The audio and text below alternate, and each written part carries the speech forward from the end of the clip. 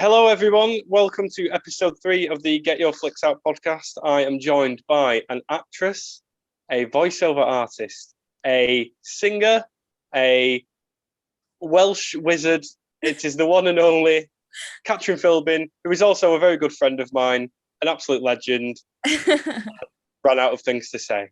Why, thank you. That was a nice intro. How have you been? Good. Fucking warm though, isn't it? I mean, And apologies if you're wondering why I'm dressed as a wife beater, and I've even got the Carlin to go with it as well. It's because it's just fucking sweltering outside. Thank you for taking time out of your busy schedule to come along. I know we've been planning this for the last 2 weeks, but because we're both busy boys, it's just been really difficult to do. So thanks for hijacking Tim's studio as well. Cool beans. So I've known you for longer than I was. This is going to sound really weird, but I was thinking about you the other day, not in a weird way. But we've known each other for 7 years now. Oh my gosh, really? So that's nearly a whole decade. Yeah, 2014, I think we first met. And it was about time. June. Yeah, we met through work, and I knew early on that you did acting and stuff, but I've never really spoke to you about film. I know we've been on a few cinema trips together. So I'm going to pick your brain, ask the usual questions, and find out what influences and the films that have made Catryn Philbin from Holyhead. So that is where you're from, right? It is, yeah. Yeah. No, because I always get confused with Bangor, but that's where you went to uni. Oh, no. No. I was born in Bangor. Oh, right, okay. That's where I went to college, if that's what you're getting confused. Oh, but did you say that you used to go on nights out in Bangor? Yeah, because it's the only place to go. Really? Yeah, I can't imagine the night. No, I mean, no disrespect, but I can't imagine the nights out in Wales are bouncing. I don't know. I could be wrong. So apologies to any Welsh people that are watching or listening. I mean, anyone from Holyhead will know that Bangor's the only place, because Holyhead's got a place. Can't remember the name of it now, but it's just called, everyone just nicknames it the pit, because it's just sticky floor and you get loose and stuff. So it's just, they're always the best places to go, I feel, though. Because wrecked, yeah, well, no, I remember when my first night out in Manchester, so I would have been about 18, and everyone's it's sort of seen as the holy grail of a night out or something. You'd be like, Manchester, it's fucking me, and you go and it's just so expensive. Everyone looks beautiful, and I'd rather just go to give me a grotty nightclub where bad choices are going to be being made, and there's a sticky floor, there's a condom machine in the toilets. You know what I mean? I'd choose that any day over some Deansgate is a good example. Where everyone looks the same. True. We've been out in Bolton, haven't we? Oh yeah, man. Levels. The most underrated night out in Greater Manchester, Bolton. I know Bolton's a shithole, but my God, there's some banging places to go around Bolton. We had a good night. That's a sentence that no one's ever said. So we'll instead of talking about sticky floors and condom machines, we'll get a swift move on. So, Catryn Philbin from Holyhead, born in Bangor. It's a Saturday night. You and your fella, you're going to the movies. What snacks are you getting? Oh, okay. I would say Ben and Jerry's. Well, it depends what cinema I'm going to be honest. Ben and Jerry's, but a 2-scooper Ben and Jerry's. Going 2 scoop BJs, yeah. What flavours are we going for? Strawberry cheesecake. Oh yeah. Buttercup. Oh, the peanut one. Yeah. The arm breaker. Oh yeah, well, people probably won't know this, but I used to work in a cinema in Catryn. That's where we met as employees. We had a Ben and Jerry stand, and with an array of flavors, and peanut butter cup, because of how thick it is and because of the giant Reese's Pieces in the middle of it. It was like the most difficult one to scoop. So like, the arm breaker. Oh my god. Yeah, I've never got on the peanut butter hype train. Oh, I love it so much. Like Reese's, lovely.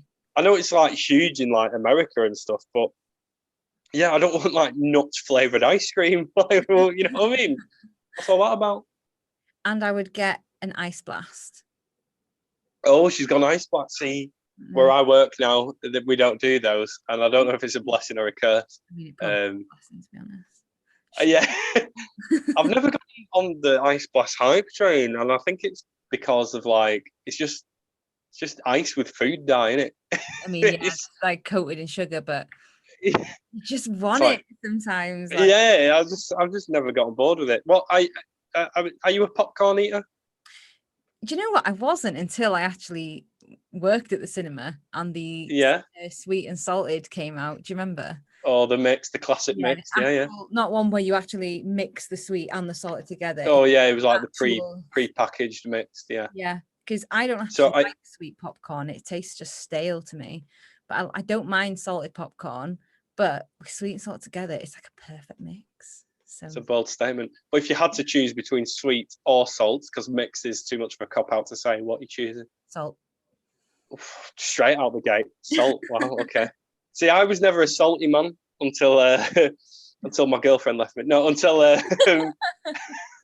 until I started working at the cinema again. I think it was a case of my mum would never let me have salted popcorn. And then when I became an adult, I was like, I have no boundaries now. I'll eat all the salt I want. And I started having it. I was like, you know what? I think it's better as well, to be honest. Yeah, like my mum would get it when we'd go to the cinema as kids and stuff. And every time I try some, I would just go, like, just choke on it. I'm like, what's the point? But then obviously I grew up. Yeah, we saw the light. Okay, Catryn Philbin from Holyhead and Bangor. Born in Bangor. Born in Bangor. We're going to look at your life through film, find out the films that made the most of you, find out some controversial opinions, etc. And my first question to you, Catryn Philbin from Holyhead, born in Bangor, is what is the first film you ever remember watching? I think, and I mean, I think it was. Yeah.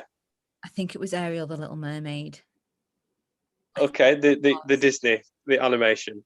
But it's either that or the Lion King. I think everyone sort of is like, oh, what Disney videos did we have at home? Yeah. And I know for a fact mine was, I had The Lion King on VHS and Pinocchio, and they're two that I used to like watch a lot. But The Little Mermaid, I have seen it, but it's been a long time. Yeah. And all I remember from it is the fish, because I think I had a toy of him. Is he called Flora? Flounder, yeah. Flora. And a Jamaican crab. Yeah, Sebastian. Seb, good old Seb. Good old Sebby. No, I've never. And Under the Sea, under Dassy, because he's got to be gangster about it. Yeah, it's not really a film I think I've really seen. Is that a film that you had on VHS or one that you would watch at home a lot? Yeah, I had it, like, me and my twin sister would actually just watch it, like that and The Lion King so many times. That's why I can't decide which one it was I watched first, because they were two that I just rinsed so much. And I do remember Aristocats as well. Another one I've not seen. Like, oh, you need to watch that. Everybody. No, that's the point. On you. That is such I remember seeing because I think like Disney, they went through like a really shit like spot during like the sort of 80s, and then there was that sort of renaissance which started with The Little Mermaid, and then they went on to make Beauty and the Beast, and then The Lion King, and then Hercules, which I stand by is it's my personal favorite Disney film. So yeah, I should probably give The Little Mermaid a go, because it probably saved Disney animation, if you in a sense. What would you say is the first film you remember seeing in the cinema? Gosh, see, I I'm wondering if it is The Little Mermaid, but then Really? I can't remember if that was that far You back. would have been like super young because that was like 89, I think. Well, yeah, I mean, I was literally just, it can't have been that then. Maybe it was Yeah, Snow you White. Well, maybe it was like, what from the 30s? no, but maybe it was like I think there was a new one that came out or so. Or maybe they've like re-released it or something. There was something that I was going to see in the cinema that's like a really old Disney film. Maybe I never remember going to the cinema as like a very young child. I remember watching, because I think when I did my episode, I said the first film I think I've got it. oh, we've got it. Oh my god, it was go on. Pokemon. That's what I can remember. So that's 99, I think. Oh my god, I actually saw that in the cinema as well. Yeah, no, I've actually got the Blu-ray somewhere behind me. I should. Wow, that's a great answer. That's what I always remember, and I I can't. sort of remember seeing, because I said 101 Dalmatians is one of the earliest films I remember watching, but again, it could have been Lion King or Pinocchio. Yeah. But I remember there were certain films in 1998 that I remember seeing. So I remember seeing Batman and Robin in the cinema Wow. and vomiting because I ate too many Skittles. And I remember seeing a film called Lost in Space, which starred Joey from Friends. But I do remember watching the Pokemon film with Michael, my friend Michael. Hey, And I can't remember, shout out to Michael. And I can't remember what cinema we watched it at, but I remember before the film started, there's like a short film called Pikachu's Vacation. Oh yeah. Before, yeah. And I remember watching it and thinking they were showing the wrong film, or we had gone into the wrong screen. Yeah. And because I think it was one where like his mum dropped us off and just like fucked off to go shopping, and we watched that, and I was like, "Are we in the right screen?" Like, yeah. So, what a great shout that is, the Pokemon film. It was so. And a film I've not seen ever since since I saw it in the cinema. I remember everyone living the theme tune of it, and I remember being in primary school and everyone having Pokemon cards, and my twin sister having which one was it? It wasn't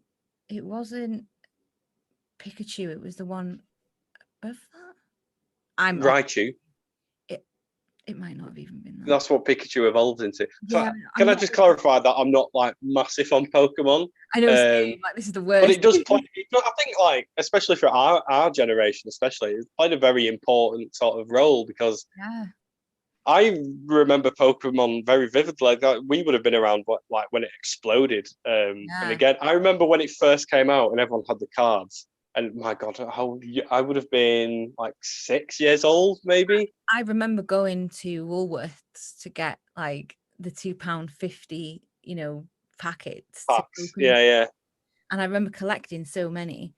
And my friend Jess, like one of my best friends from back home, she is still to this day like one of the biggest Pokemon fans that I know. Like, she has tattoos. Yeah. Oh wow. Pokemons and stuff. And I gave her my my stack of them because I just kept them for years. I've still got like big mistake. You could be a millionaire. I've still got pogs and stuff like yeah. But I gave them all to her, but she keeps it all in like a folder, all in wallet, keeps them all safe. So she's gonna make them. Well, it seems to be, yeah. But the card collecting has gone big again recently because like Logan Paul has like recently started like doing unboxes and spending like $20,000 on like packets from like the 90s and stuff. So he sort of reignited the love for it. And there's an episode of Pawn Stars, the show where people go into the pawn shop and he has like an original edition Charizard card, and they go for like 20,000 quid each. Charizard, that's what my sister has. Oh, if she's still got it and it's in good condition, she can buy a fucking house. Probably gave it to Jess. Oh, mate, we'll break into her house at night then and steal them all. Wow, the Pokemon film, great answer, and one of the saddest scenes in cinema history as well, when everyone turns to stone and Pikachu cries. Yes, probably even sadder than Schindler's List. Anyway, and that was what was the last film you saw, Catryn Philbin? It was Soul, the Disney film. I watched that over the weekend with family. I saw it. I think it was released on Christmas Day or Christmas Eve on Disney Plus. It wasn't that long ago, was it? Yeah, I saw it the day of release, and I loved it. So good. So good. Yeah. And I think Pixar needed that because they've been on a bit of a dry spell for quite a while. But yeah, what a film! What a film! It just came out of nowhere as well. I don't remember seeing any anything about it that it was coming out, or it just came on Disney Plus. I think it's just I think it was a case of like it was originally supposed to be in theaters, but then the world ended, and then it was like shut out on Disney Plus, and it's a shame because it's the best thing they've done in a long, long time as well. It's got like, were you with me when I saw Inside Out? I remember we did a screen unseen at Odeon. I might have been with Michael actually. I don't think it was that. Have you seen Inside Out? Yeah, I have. Yeah. Yeah, that's my favorite Pixar film. I thought. I think I was thinking the other day. I'm sure that you said that. Yeah. Oh, I love Inside Out. Yeah.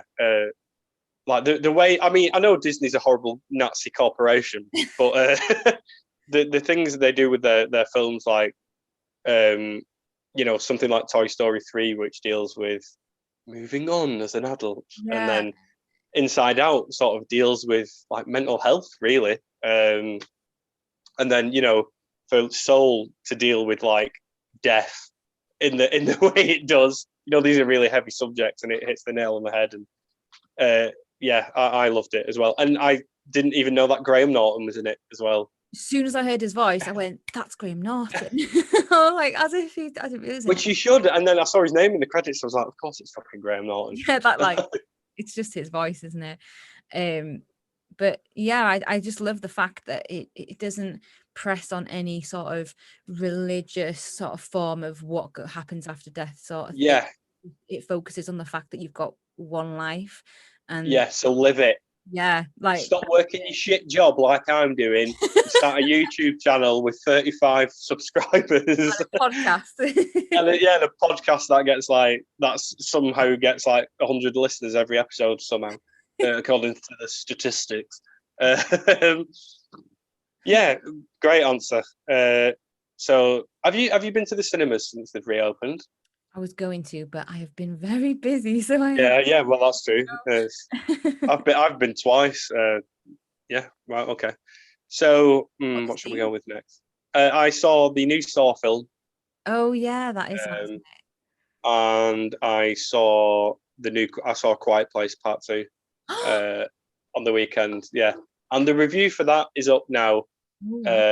Well, it isn't. I've recorded it earlier, but by the time this goes out, it will be. That's been recorded and edited. Yeah, it's really good. We got to see a preview. We saw it on Sunday, but they were only doing the double bill, so we had to watch the first one and then the second one.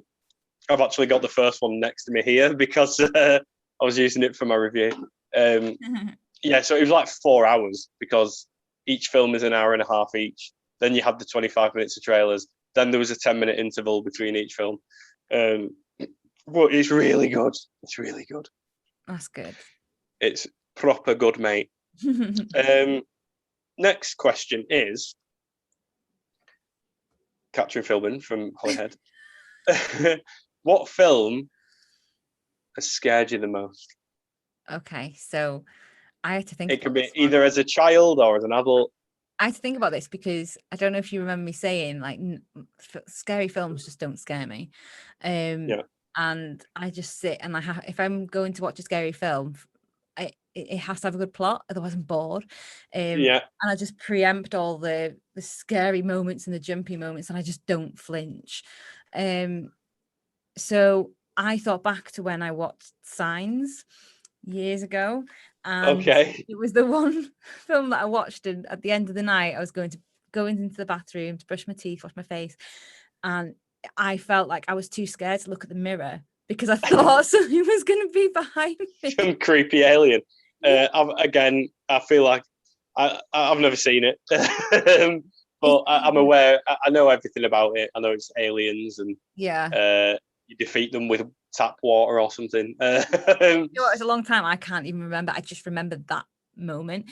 But there was also a Saw film that I went to watch when I lived in Cardiff, and when I came back, I actually had a nightmare that that we You was got in one of the traps, and that was in one of the traps, and I woke up mate, like at 3 a.m. in the morning, thinking I'm too scared to go back to sleep now in case it actually happens. oh my god. Do you know, leading up to the new one that's just come out, I actually rewatched every single one. I got them all on Blu-ray. Because I remember watching them I was too young to watch them. Yeah. And I always sort of had like a guilty pleasure towards them.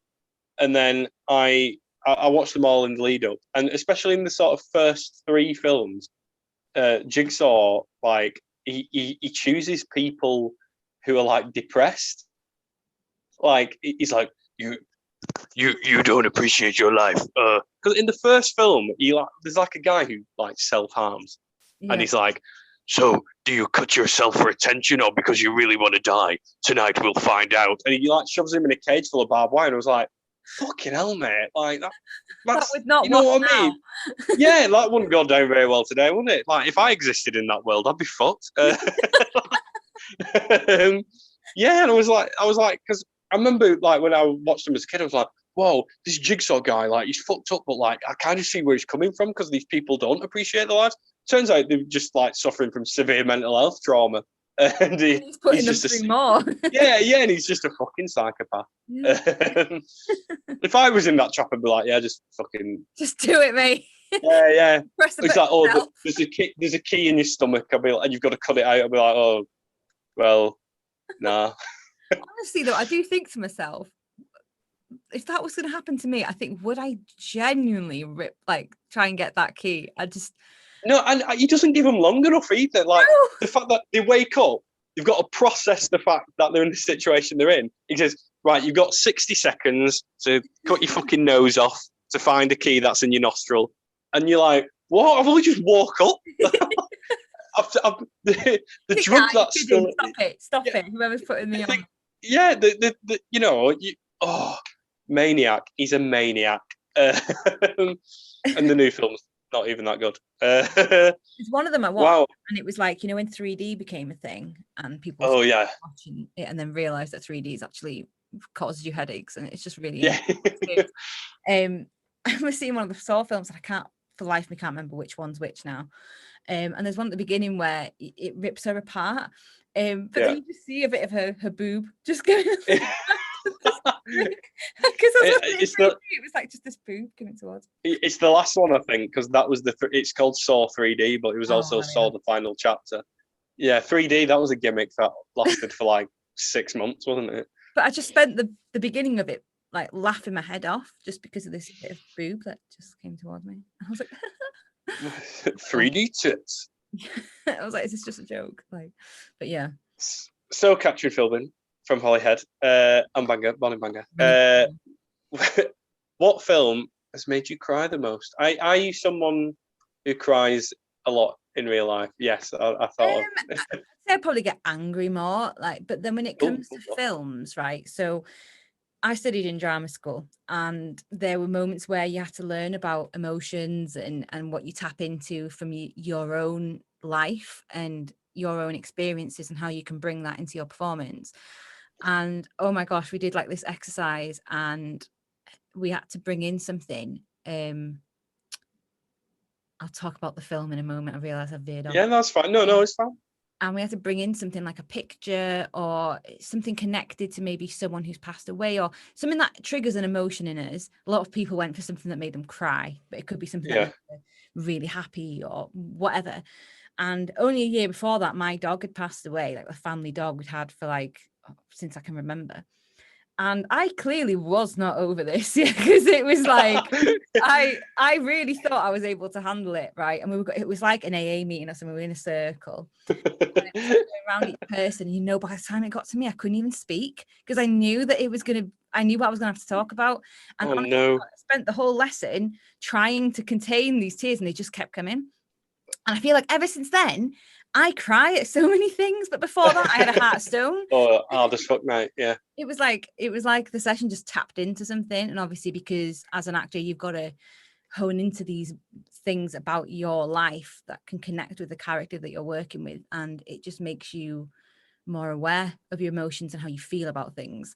So I watched, I think it was in my 3rd year, when Love Film used to be around. Oh my God, yeah. I had Love Film, and I'd got Changeling, Oh, with Angelina Jolie. yeah, oh my word, that set me off, right? Another film I've not seen, but it is on my watch list. I can't believe it. I can't believe I've actually got a film to talk about that you don't haven't watched. Yeah, I know. Like, I Never, know what it's. I know what it's about. It's about her son goes missing and no one believes her or something. yeah, and they just Yeah. think she's gone insane and stuff. Honestly, it wrenched at my heartstrings. Like, I couldn't stop crying. See, I wish I could get this emotional over films, because like there's never been a film that has made me like weep. Like, Yeah. and I don't. Have you ever seen Million Dollar Baby? I think I have, but it was because a it's time ago. directed by Clint Eastwood, which Changeling is as well. And that the last sort of 40 minutes of Million Dollar Baby, you need a therapist after you've seen it. Yeah, that's so what I felt like after this. Oh my word! I think now, from what I remember, it's based on a true story, which is probably why I felt so about it, because something's true, just because if someone went through that. I don't even have a kid. I'm just there like, yeah, I know. God, imagine. What? Wow. Okay. Yeah. But yeah, again, watch it. Cause honestly, I shall. I'll get the tissues at the ready. It's one of Angelina Jolie's best performances in my. Oh, do you know what? I spoke about this. I watched the most recent film she's just done, and I spoke about how she's such a good actress. Like, and it's sort of been. I feel like since she became a megastar, she doesn't really choose those sort of roles where she plays a real person. Like, she does like the big blockbusters. She does like Maleficent, or she does Mr. and Mrs. Smith with Brad Pitt, where they had an affair on set and stuff. But when have you ever seen Girl Interrupted? Oh, I was just about to say that. That's another one. That's another. Oh yeah. Her performance in that is like, it's one of my favorite ever performances, and that was the first time I watched her in a film. I was like, she can act. Like, she's not just, because I think a lot of the big stars in Hollywood are just, you see the star, you don't necessarily see the actor. And that was like the first time I saw her in something where I was like, wow, she is the tits. And I think it's more the case that it came out before she was mega famous. But yeah, Angelina Jolie, if you're watching, you fucking mint, and stop doing action roles. Start doing more sort of grounded stuff. Oh, excuse me. But yeah, I watched that on Love Film as well. Girl Interrupted. Bring back Love Film, man. It was so I think Netflix bought it or something. It makes sense. So the next two questions are my favourite, but also the ones that make me the most anxious. And we'll start with, is there a film that everybody dislikes, but you like? I had to have a good think about this one. Yeah. But I think it's La La Land. Because I can't. Everyone dislikes La La Land. Every single person I've ever spoken to about it has dissed it. Like, they hate the way that it I mean, I think your friends are all stupid. Yeah. I have had debates with people about. I thought you got the answers mixed up, because obviously the next question is there a film everyone loves and everyone dislikes? But I mean, it could be. I could be wrong if someone got like a public survey, but everyone across after it, certain actors and that as well, just hated it. But I was like, why? I don't. You know what? You're kind of right. There is a guy I used to work with who he's a big film guy. He's on Letterboxd like me. He's got like over 3,000 films on his that have been logged, and he hates it. He like, I think he scored it like 1 star or something. Yeah. And I only watched it in the first lockdown for the first time. Oh, wow. And I'd always wanted to watch it because it's not really my thing. True. I would have seen that in the cinema and gone, nah. No, but yeah, like the trailer or something. But one, it's directed by the guy who directed Whiplash, so I was like, oh, maybe I'll have it. It's got 2 actors in it who have great chemistry because they've been in like 25 films together already. In Ryan Gosling and Emma Stone, it's fucking amazing. Like, yeah, I love it. So tell your friends they're fucking idiots. I like the fact as well, right, that she's not an amazing singer. Like they're both not. Do you know what I mean? They're not this. It's not like this. It starts off like it's going to be this insane musical, and everyone knows what musicals are like. That like it prepares you for this idea of how it's going to be, and it's just not that at all. And I like that. I like the comparisons. I like it. The fact that the ending doesn't go the way you think it's going. Yeah, exactly. It's that sort of anti-fairy tale ending. Do you know what? I'm thinking about it now. I know people who love it. I know at least 4 people who love it, but I do think I know more people who dislike it. But I know the general consensus is most people like it, and it did win awards and stuff. But yeah, your friends need educating is all I can say. They're actors as well, and I'm like, but do you not enjoy the fact that it's not? It's just different. Yeah, like, I adore it. I think it's a masterpiece. I own it. They I watched a Graham Norton thing, and they were saying that they, for the little dance that they do, they did it separately. They didn't rehearse it together. And oh wow, the little teachers that they had were like egging them on that the other one of them was doing better than the other. Yeah. So when they then came to do it, I think they were like really expecting that one person's going to be like outshining them when they're doing it. Yeah. And I thought that was pretty cute. The fact that they actually rehearsed together. I know Ryan Gosling actually learned the piano for the roles as well, because they told him that they were going to like digitally do his hands or something, but he insisted that he actually learn it. Yeah, it's a masterpiece in my opinion. Makes sense that Whiplash was by the same guy. Yeah. Oh, what a film! It just makes sense because he wants everything to look real, doesn't it? Like how many times do you see in films where, as a musician yourself, you watch people playing a guitar or drums, or and it's definitely not them doing. They're definitely not playing it, or whatever they're doing it ain't that. It's quite funny the amount of people that you'd think would at least try and learn that. And yeah, there's loads of like, it just shows how like the commitment actors show. I think like Christian Bale in one of his films, he learned the drums in like a week. Or something. I'm like, okay, I wish I had that sort of energy and commitment, but I don't, and that's why I'm going to die alone. So I was waiting for you to say something like that. Then I left the space. I thought, wait for it. So in the opposite sort of question to that, is there a film that everyone loves, everyone critically acclaims, everyone loves it, wanks it off? Is there a film that everyone loves that you are like, oh, it's not though, is it, mate? It was. For me, it was the Woman in Black film. I just didn't like it. All right, okay. Okay. It's. I mean, I don't know if it's a film everyone loves. I remember enjoying it. I watched it. I think I rented it from Blockbuster or something at the time, and I thought it was sort of, because it's the sort of first big role Daniel Radcliffe did post Harry Potter. Yeah, but you know what? I didn't believe him as the character at all. Oh, really? Again, it's a film I've not seen in like since it came out. Yeah. So I remember enjoying it more than it must have done well, because I know it got a sequel. Yeah, it did do well, and I remember when I watched it, I was like, I kept saying in the cinema, like, I don't believe him, like, and then because the kid that's supposed to be his child, and I was like, I do not believe that's his child. The way he is with the child, it's like it's his nephew or his kid. Yeah. And then I found out from an interview that the child is actually his nephew. And I was like, God. I called it. I could tell. I don't know what it was. I could just. Do you rate Daniel Radcliffe as an actor? I didn't used to, but I've not.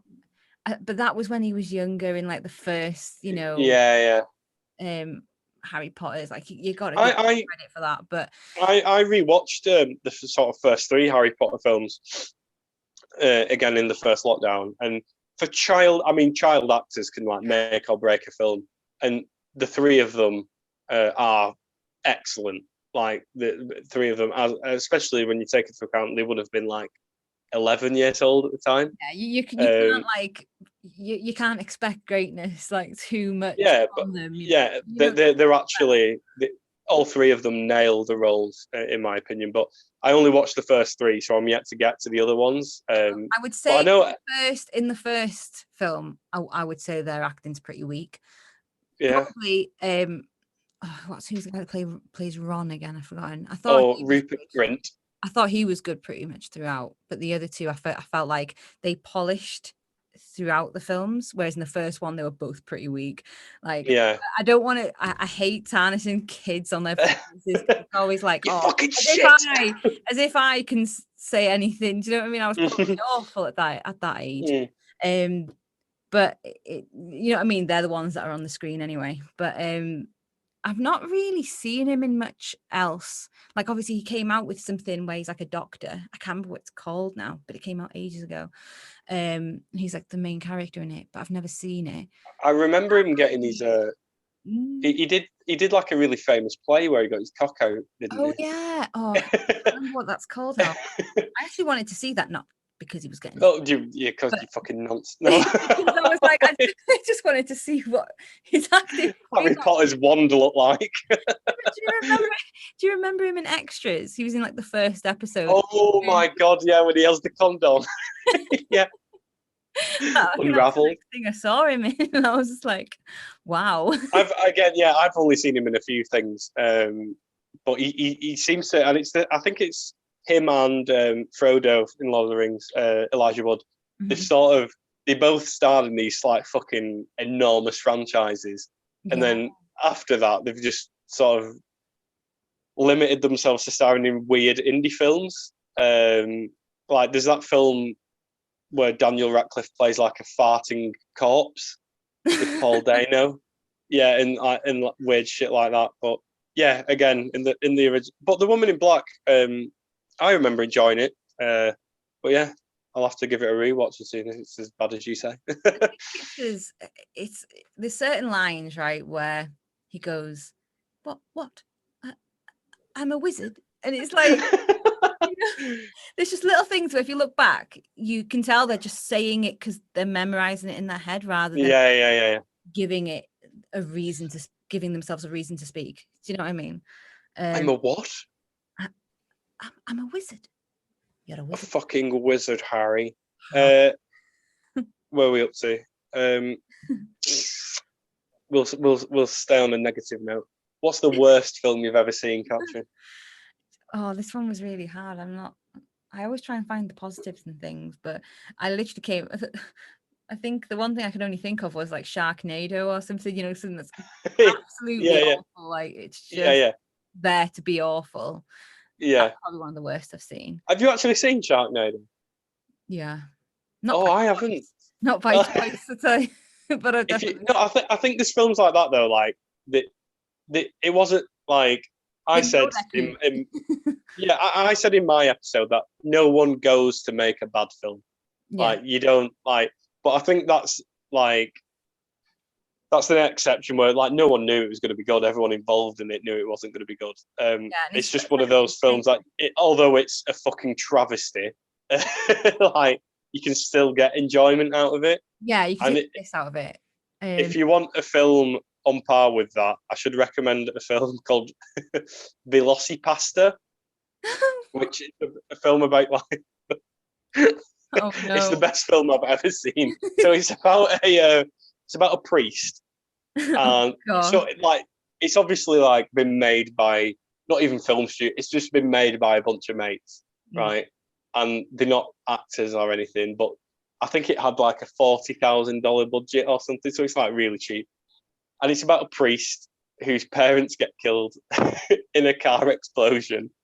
But because they had no budget, when the car explodes, you don't see the explosion, you sort of hear it. And then the camera cuts. The camera cuts and it just says VFX car on fire. Like the actual text appears saying VFX car on fire. And then he goes to China for some form of self-discovery or something. For some reason. And there's a scene when he lands in China, he just goes, China. So he's like a priest that can turn into a velociraptor. Oh my God. And it's just the great, but obviously the dinosaur, it's like a big rubber suit, and it's just the greatest film ever made. You've just reminded me of something by saying that. Do you remember when there was memes going around and it was like garbage day and it was that guy that walks out? Yeah. Oh yeah, what's the film called? Oh, I've actually seen like a video essay on the film.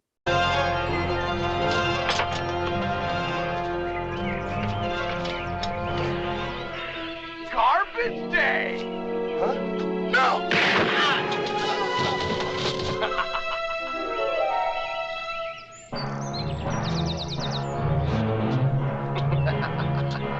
Wow. Okay. So Sharknado is your answer for that. Thing is, I know it's meant to be awful, but I can't think of anything else that I've generally thought that's awful, because I think I always try and. Well, if you want something that is worse than that, then watch Velocipasta, because but again, it's a really, you'll have a really good laugh watching it. I will. So next question is, what is your favorite animated film? So I thought it was going to be like, one of the usual ones everyone goes on about, like Toy Story and stuff, but I actually had a big think about it, and I really, from childhood, I think I really loved Chicken Run. Oh, my heart was in my mouth because I thought you were going to say Chicken Little. But you've out of in the chicken animated cinematic universe, that being Chicken Run and Chicken Little, you've chosen the right answer there. Yeah. Be a pie. Oh, I don't like gravy. Oh, a masterpiece. I played a game on PlayStation that was Chicken Run. Right. Oh my God, that was the first game I ever rented from Blockbuster. It was the first. So it was the first PS1 game I ever rented from Blockbuster, and I remember playing the demo. It's fucking terrifying. It's awful, isn't it? Yeah. What's worse? Yeah, go on. Sorry. Glitched on me. There was a certain part where I've literally never been able to finish it. I say it like I've tried it recently, but there was a part where you're in, like at night, because it would have day and night time, and yeah. you have to sneak past all the dogs and the dogs. Whatever. Yeah. There was a point where I had to do this one little mission, and every time I do it a million times, and then when I'd come back to the save later on, I would start back where I was again, and I just never was able to get past it, and I'd save and everything. It must have been a glitch, but obviously when you're younger, you think it's something that you've done, because you don't think glitches back then. You just don't think that. But yeah, I was never able to get past it. Oh, it wound me up so much because I was actually too scared to play it. Yeah, I actually I've got the PlayStation Mini right here. Look at that, right by the side of me. And I hacked this so you can sort of like emulate games on it, and that was one that I played. I played it, and mate, it like, so for those of you who don't know, it's sort of like, it rips off Metal Gear Solid. It's like a top-down stealth game with the camera like points down at you, and you've got to sort of like avoid the dogs. But if the dogs catch you, the screen turns to black, and then like the dogs sort of like appear from the shadows. And when you're playing that at like 6 years old, it's the most terrifying thing you've ever seen in your life. But it's so scary. In reference to the film, my God, what a film! And it's the Wallace and Gromit guys, isn't it? Mm-hmm. That make it. Yeah. And they've got I still don't understand why we haven't got a sequel. Hashtag justice for Chicken Run 2, in my opinion. I loved it because I think I remember looking forward to watching it when I was younger because of the fact it was a Wallace and Gromit thing, because my granddad got me into Wallace and Gromit when I was younger, so I used to love watching that with my granddad. So when it came to Chicken Run, it was like, like I just loved the idea that it was like, from the way that they did everything was the same, and it must have taken them ages to do. Yeah, it's stop motion animation, isn't it? Yeah, that's it. Like, it must take so long to do. I've worked, when I was in college, we worked on stop motion animation. Well, we had to make an animation, and you could do it anyway. You could do like 2D animation, stop motion, but because I'm an idiot, and so Matt, who was in the previous episode, me and him did one where we sort of, I've never spoken about this. This video used to be on YouTube, but I was that ashamed of it that I deleted it.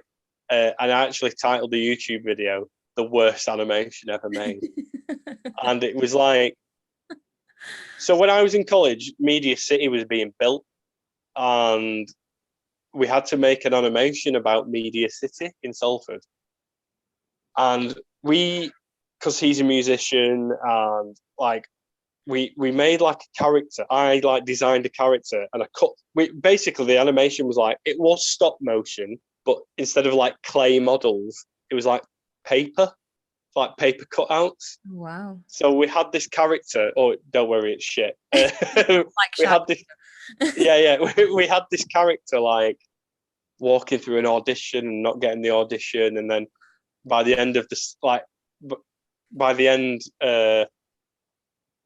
of the video, like he got like a big job, and we had to record a song. We had to write our own song, and I sang on it, and I cannot sing, obviously. And I just remember the opening lyric being, "The city of Salford is not very pretty, but it will be soon with Media City." Oh, wow. And it sounds good. It wasn't. It was good in my head. Yeah, and that's the day my love of animation died. And there was a guy in my class who did a clay stop motion animation, and he won the Pendleton College Oscar for best animation. Oh, they had Oscars. Yeah, we had an Oscar ceremony, and I made a short film, and I spoke about this recently on a different podcast. When I made it, I thought I made like a masterpiece. That's shit as well. I remember being really jealous that it didn't get nominated, and neither did my animation. And in retrospect, it's a good job it didn't, because it was a travesty. It was absolutely a shambles. And that animation that I made, it will never see the light of day again, because I'm not ashamed of it. But yeah, when you look back at something and you're thinking, yeah, fair, I see it now. yeah, it was bad, and my singing on the top of it made it even worse. So yeah, make Chicken Run 2, by the way, if the makers are watching it. We'll profit a lot. 2 more questions, Catryn Philbin from Holyhead, born in Bangor. Objectively, Mother of Dragons. Objectively, what is the best film ever made? Doesn't necessarily have to be your favourite, but what is the best film ever made? Oh, this was so hard to answer. It's going to have to be, from what I can think of, is either One Flew Over the Cuckoo's Nest. Yeah. Or it'd be like Eternal Sunshine of the Spotless Mind. I was going to say Terminator, man. I can never, I always have, this is the thing, right? I'm really awful at like picking one thing.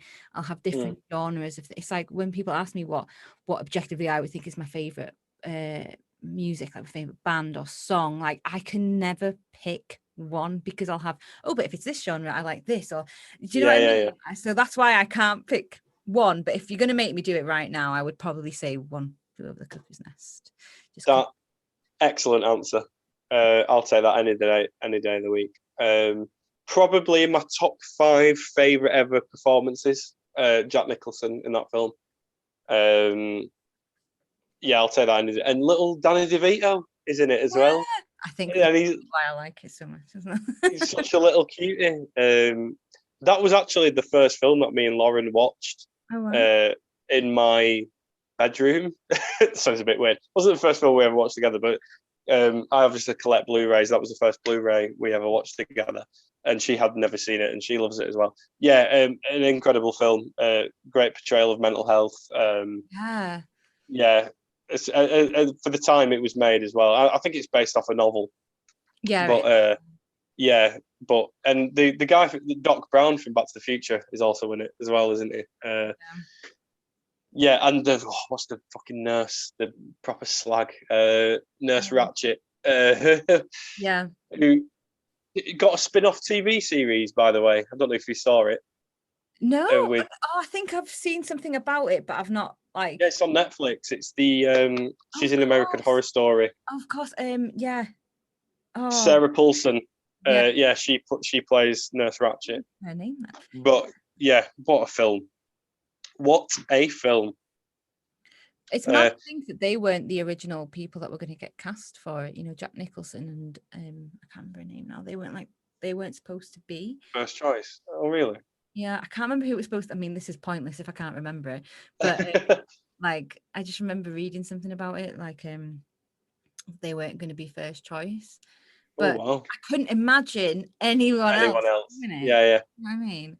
It's also one of the very few films to win the big 5 awards at the Oscars, which is like best actor, actress, director, best picture, and then best screenplay. I think it's one of like a select few that's won all 5 of those. Yeah, but, I love the fact as well that with Nurse Ratched, I feel like she was supposed to be just pure evil. Like, yeah. But the idea that she doesn't even realize it, because in reality, if someone's going to have evil things about them, there's always something that there's an innocence to them in a way where they don't really realize what they're doing, or they're quite naive. Do you know what I mean? There's always yeah undercurrents there, which I feel like made her a lot more human in that way. And that probably makes it worse that she then is evil. Do you know what I mean? Rather than, oh, I'm evil, blah, blah, blah. It makes it a lot more. It's probably one of my favorite like villainous performances in cinema. And you know the guy, spoilers by the way, the guy who, you know, the young stuttering kid who like kills himself at the end. Yeah. Did you know that's the guy who voices Chucky the doll? Oh, really? Yeah. Forgot his name. The young boy in it. Oh, wow. God. Justice for Chucky. And you mentioned Eternal Sunshine there as well, which is a film I only saw. Oh, God. It was about 5 years ago when I saw that for the first time. Yeah. And again,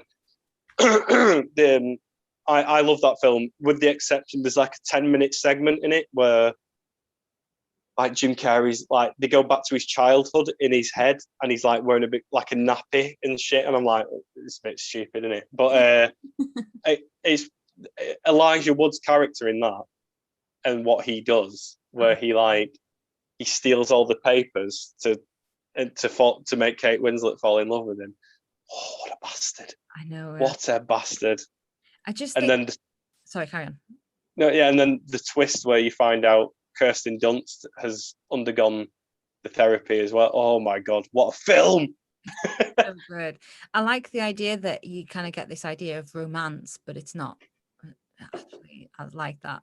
Do you know what I mean? Yeah. And I think it's one of those things as well where it teaches you.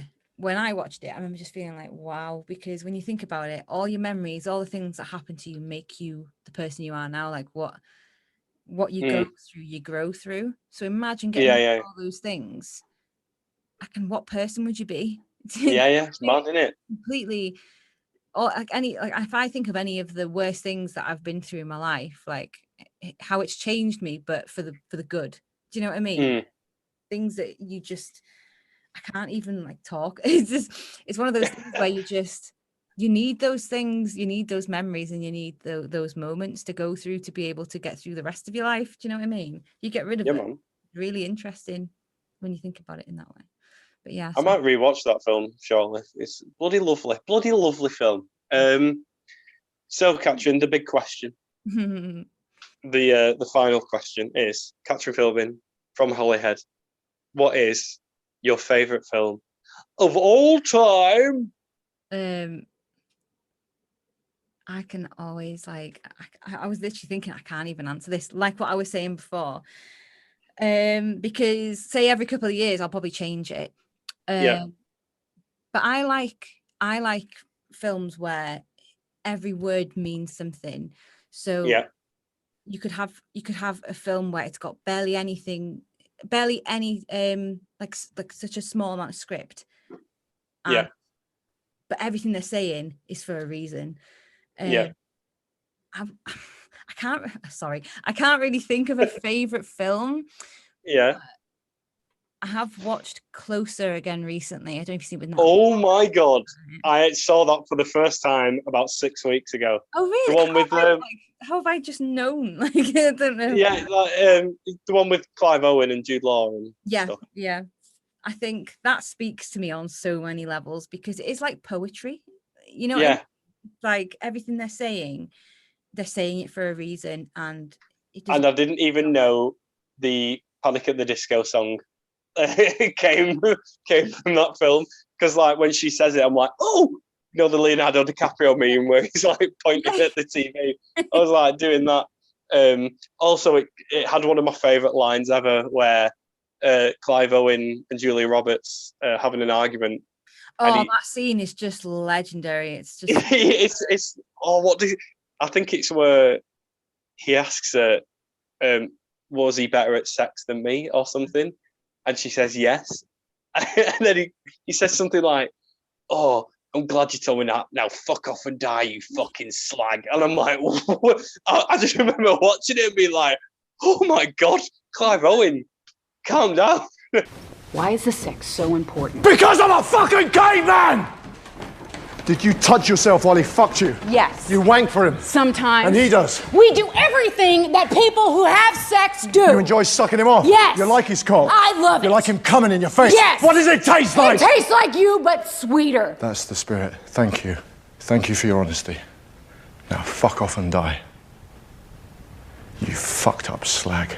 Yeah, I really enjoyed it. I thought there was a sort of one too many coincidences in it, like how I love the scene where Jude Law sort of catfishes Clive Owen on the computer, and then Clive Owen meets Julia Roberts, and I didn't like the sort of sudden time jumps in it either, but they were. I love the scene in the strip club where, not because I'm a sicko, I mean because the I just love tits. No, I mean these where like he's paying her money so she can sort of.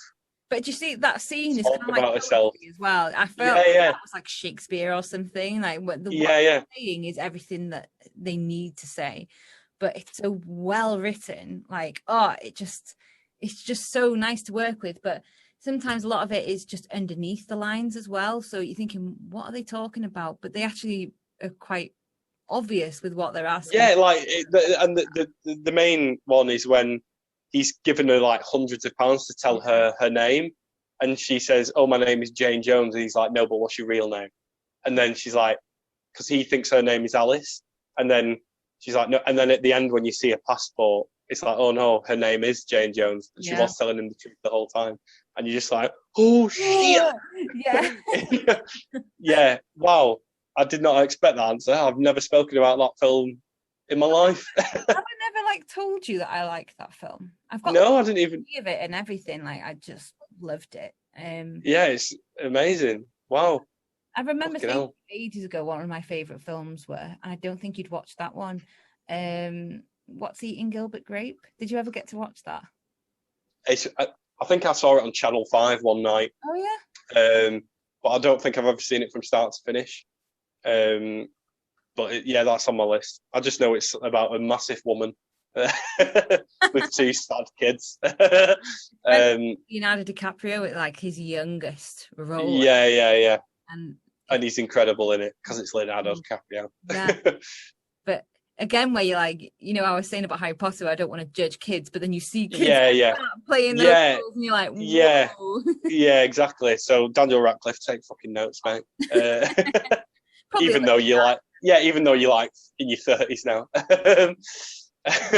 Well, what a great answer that is. Didn't expect that whatsoever. I'm just glad. Yeah, bloody hell, closer, you fucked up slag.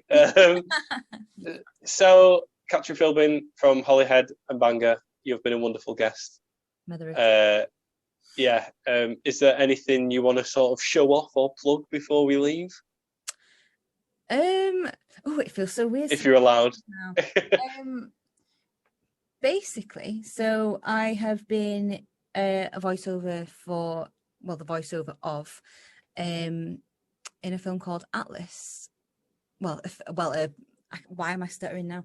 So a web series called Atlas, and the first short film of that is called Upside, and it's chapter 1. That's won numerous awards so far, and I think the director, producer, the writer, Ayman Chowdhury, deserves a shout out for that, because honestly, it was we're going to be working on the next chapter of that very soon. So I'm just hoping that people keep an eye out on it, because honestly, I am just so proud to be part of that. Well, I'm going to watch that straight after this is finished recording. So when I do the Spotify introduction, I can be like, yeah, check this shit out. Because I've got a spare few hours tonight. So. But I'm also, I don't think I actually got a chance to say this to you before, but oh my god, world exclusive. No, I'm going to be part of like an indie PC game, like a female voiceover for it. You're lying. I've done the trailer for it, and I've voiced the it's one of those where it's not like massive, it's very indie, but it's got a big following, like in America and stuff. So they're going to. What is it? What's it called? Tell me everything. It's called Cerium Sector, and they're going to be like a what's it called? You know, when they pitch it to everyone, and then people pay like a Kickstarter. Yeah, we'll be doing a Kickstarter for it, but it's got a great following so far, because they've been doing like the beta for it and everything, so people get a chance to play it themselves. Think of something like World of Warcraft. It's similar to that. That's the kind of voiceover I'm doing for that. But yeah, it's really exciting. Fucking hell, world exclusive. The Welsh wizard herself. I've not been able to like talk about it much yet, but I thought I may as well bring it up. Slip it in. Bloody hell, world exclusive right here. Check that out. Yeah, I'll put all links and bollocks and stuff. Yes. Yeah, send me shit over about that. I'll chuck £1 in or whatever, as long as I get my name in the credits. So, right, okay. Well, thank you very much for coming on, taking time out of your very busy schedule. And if you want to appear on the podcast, please let me know, because I'm desperate for guests. Help me, I'm lonely. And I will see you next time on the next episode of the Get Your Flicks Out podcast. Bye. Bye, James. Bye.